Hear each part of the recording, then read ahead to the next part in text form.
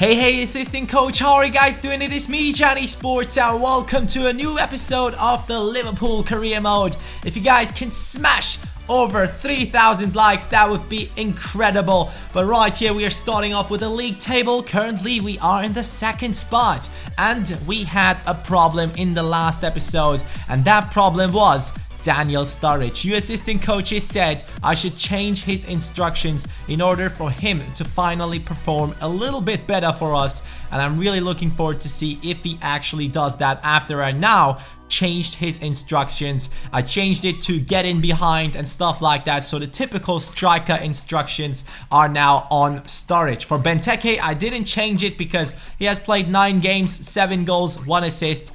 Don't change anything on that guy. He is doing really well, and currently we are playing against Elfsborg, and we are winning this match even though we are playing with the reserves team. Keep that in mind. Our youngsters are really doing well in the Europa League currently. They have basically played every single match so far, and Dragowski is being praised in the news. So Dragowski seems to do really well, and I just wanted to take a look at what kind of a rating he had so far. And you can see after 5 matches he had a 7.7 throughout all of his performances on an average, and that is really good for a young keeper like him. He does have amazing reflexes on him. We have already seen it, but now it's time for the Merseyside derby. Everton versus Liverpool. Everton is playing at home, so they do have a slight advantage, but I will try my best to win this derby against big players like Ross Barkley or Lukaku. These are the two that I have to take care of in the defense, but they will have to take care of the beast, Benteke, who is on top form right now. He will look to score a goal in this one, and also Daniel Sturridge would love to score a goal in this match in order to come back to a good form. But we do start off with James Milner taking a long shot in the 25th minute. Howard is able to get to that one, but after 45 minutes, that one shot that I showed you was the only one in that half. So it was just basically us trying to get the ball off them trying to get the ball off us. So it was just continuously a battle in midfield until we finally saw some more attacks. 52nd minute, Baines with the cross, and Lukaku actually scores for Everton, but it's an offside. Goodbye, Lukaku. That one was a really difficult one to hit, but he did really well and they were able to score. But we are going on team pressing, and it worked. Klein on the right hand side with the cross, but it will land on the hands of the goalkeeper. No, it gets back to Daniel Sturridge. Daniel Sturridge is back with a goal, and it is the goal against our rivals. After all the critics, including myself, we're not really happy with his performances, he comes back and scores against Everton. I mean, that is just a perfect storyline. Coutinho actually with the assist, able to get the header in, and Sturridge does score it. So we are now 1-0 ahead of him, and Sturridge gets to the ball after Jagielka loses it against him, and that will be a red card for Everton. Now in the 90th minute, on top of that loss, they are now getting a red card for one of their most important players and their captain, and he will not be happy with that one. But we definitely will be celebrating this match. It is a win for Liverpool in the Merseyside derby, and we are moving on with 3 points. And Everton, I'm sorry boys, you are getting none. Sturridge is the man of the match in this one. Good job. Really important goal, the only one in this match, so definitely the man of the match, especially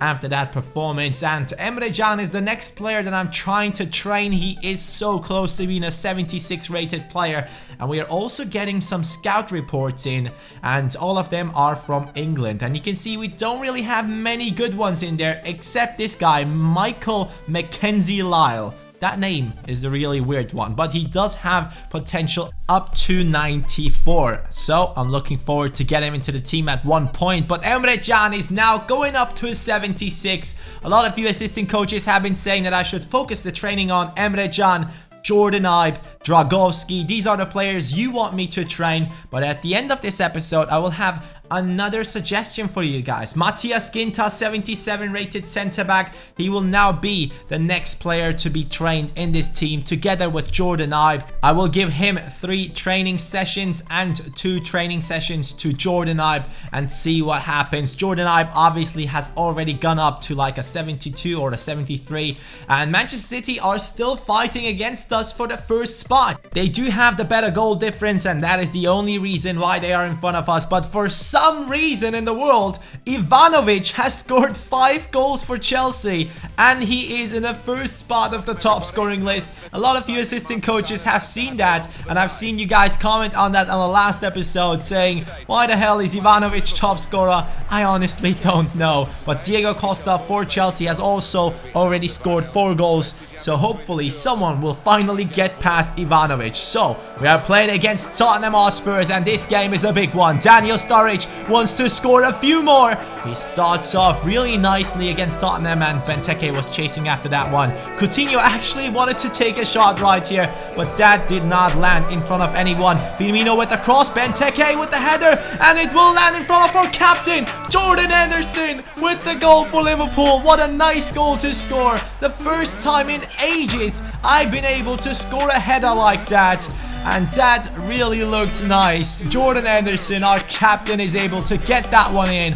What a nice header from him. He's just in a perfect position. The defender tries to disrupt him a little bit, but the determination of our captain was set, and he really wanted that one to go in. And Tottenham are now 1-0 down, so they are in the same position as Everton were in the last match, but against Everton we're able to hold on to it. Let's just hope they get aggressive as well, and they do get a red card. Christian Eriksen with the pass to Harry Kane, who gets it past Mignolet way too easy.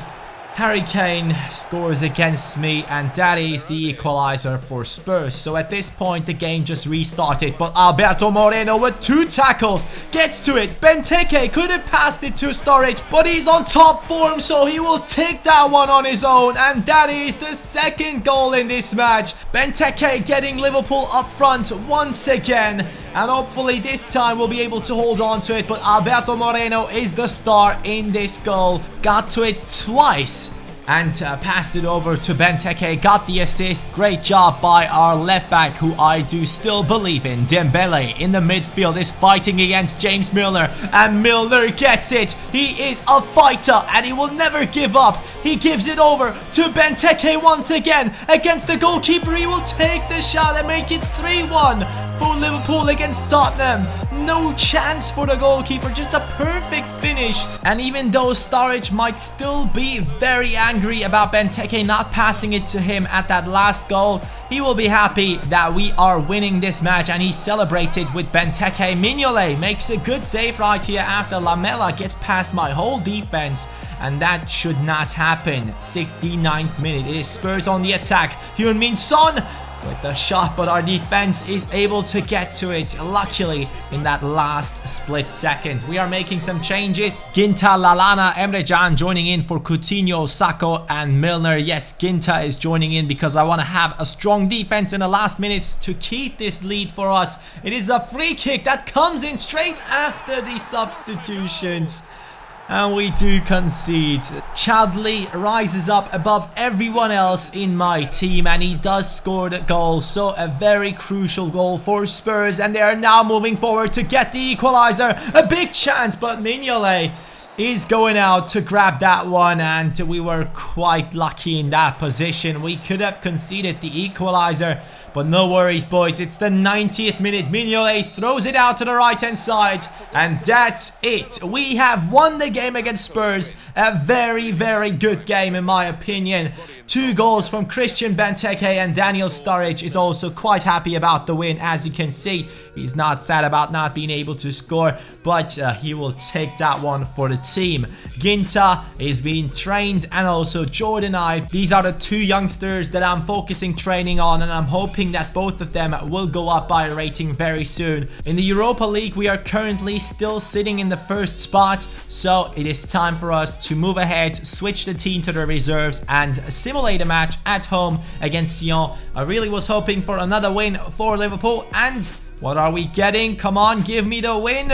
We are getting a win. Yes, Lucas Leiva is scoring it, the oldest player in that starting lineup, I believe, and he's actually quite decent in this game. I haven't really put him into the starting 11 yet, but I do feel like he will get some playing time. I'm not planning on selling him because I feel like he's a great player for the bench. But now it's the big change. Legendary. Yes, we are moving up to Legendary for this game only, because I just wanted to see, if I win this match just like I did the last 2 matches, let's just go ahead and switch it over to Legendary, because then I know, okay, I'm good enough for Legendary. But it started off like this, and I was thinking, was that the Legendary CPU or was that my terrible defending? I came up with this. It was my terrible defending. I honestly could have done a lot better on that one, but I didn't. So since this is my first match on Legendary, it took quite some time for me to get a proper attack in. And this is the first one. 30th minute, Liverpool trying to head it in with Benteke again. Southampton now on the attack with Rodriguez and Juanmi. And they are not hitting the target. So we are moving on into the next scene, which is, again, a scene for Southampton. Now, Long on the ball, trying to get past Sturridge, does so, pass it to Klasi, Klasi over to Rodriguez, Rodriguez with the shot, and Shane Long with the biggest miss in this match. I mean, yes, there was the defender right behind him, but he could have done or should have done a lot better on that position. And now James Milner with the shot, and Sturridge tries to head it in, and Benteke! No, that was the big chance for us to score in this one and get the equalizer, but we were not able to do so. Coutinho with the throw in over to Sturridge. Daniel Sturridge back to Coutinho. Benteke is in the middle, but we do cross it over to Firmino. Firmino could have scored a header, but he didn't.